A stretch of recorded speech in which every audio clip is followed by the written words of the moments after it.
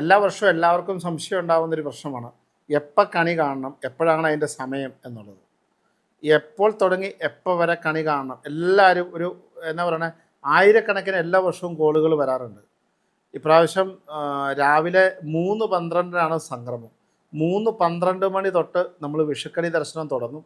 ഏകദേശം 4:45 5 മണി വരെ, 4:45 5 മണി വരെ കൂട്ടിക്കോളൂ.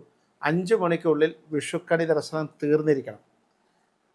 രാവിലെ 3:12 തൊട്ട് 4:45 വരെയാണ് കൃത്യമായ സമയം. ആ സമയത്ത് ഭഗവത് ദർശനം, വിഷുക്കണി ദർശനം, ദർശന നമസ്കാരം, ദർശന നാമജപം, ഇതെല്ലാം ഈ സമയത്ത് നടക്കേണ്ടതാണ്.